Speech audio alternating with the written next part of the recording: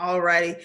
Hey, Ace family, I hope you're doing well and staying safe. Today we have senior tennis player Tinashe coming all the way from the United Kingdom, and she's going to share some great tips that were actually written by Dr. Leigh-Ann Webb and Ebony Jade Hilton out there. We really want to thank them for putting this together during this pandemic. And the title of the book for today is We're Going to Be Okay. First off, Tina, are you okay? I am okay. I'm staying safe and healthy, like we should all be doing. I hope everyone's staying safe. Perfect. How have you been with like the social distancing since you've been home? It's been okay. I've had a lot of time to, reflect, learn new talents. I learned to do my own hair, which was fun. A lot of time for exercise, and just keeping in touch with people can be a challenge. So that was a whole other hurdle I had to face. Perfect. So let's get into it, okay? Yeah. Okay. Beep, beep, beep, rang the alarm clock. The smell of blueberry pancakes filled the house. Parker leaped out of bed. Today is Show and Share Monday, he said. All weekend he worked with his dad to make an erupting volcano experiment that he could not wait to show his class. Parker rushed into the bathroom, brushed his teeth, combed his hair, and he put his favorite blue striped shirt on. He ran down the stairs excitedly, but found his mum and dad still in their pajamas. What's going on? Buddy, I've got some news, his dad said. School is going to be closed for a while. There's a new virus causing people to get sick. It's called coronavirus. What's coronavirus? Let me get my lab coat. Dr. Mum has some answers for you. There are other forms of coronavirus that have been around for a very long time. They usually cause a cold, but this new version is super sneaky and has caused many people around the world to become sick, said Mum.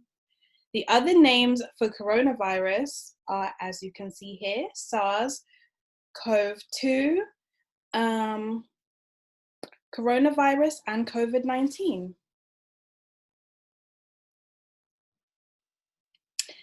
Coronavirus germs live in people and on the things we touch with our hands, but there are simple things we can do to keep safe.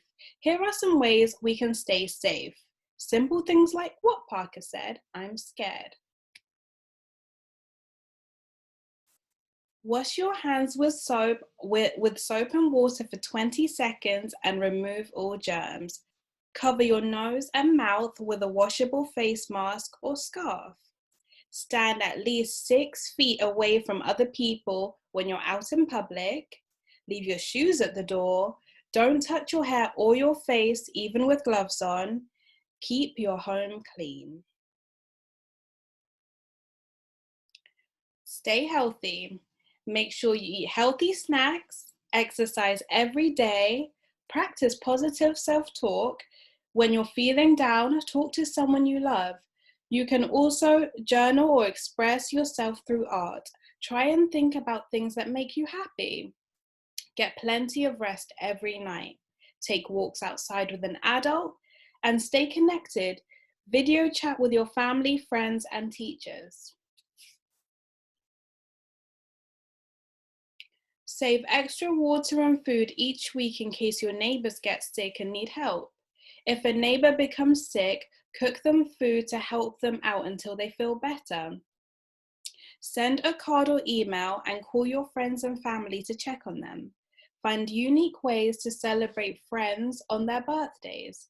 Find creative ways to use your time and talents to help brighten someone's day. Doctors, scientists, politicians, teachers, and many other essential workers are working like superheroes to keep us healthy, safe, and secure. And our family, neighbors, friends, and the whole country will stay in our homes to stop the virus from spreading until it's safe again. And if you do your part, you can be a hero too. I know that no matter what happens, we're in this together. We're going to be okay.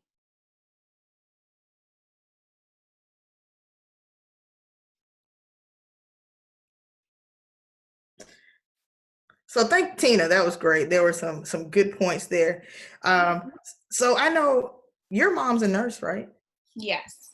So with her being a nurse, what are some things that you've learned about the virus and how to prevent the It's spread? very contagious. So many things that were mentioned in the book we read today. Make sure washing hands is very, very important. She even suggested that wearing gloves might not be that great because you still transfer germs. As long as you're taking your gloves off straight after you leave, let's say the store or your car or anywhere that you use the gloves, you dispose of them at that area and then go to a safe zone. That's something that she recommended to me and I think is really useful. Oh, awesome. Now we talk about feelings and being at home and connecting with people.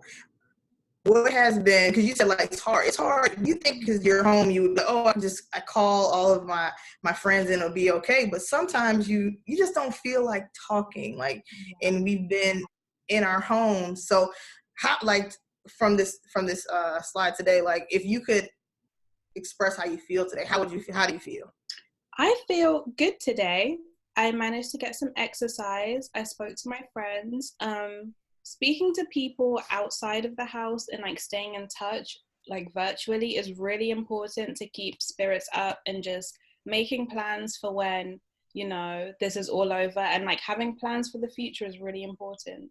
Definitely.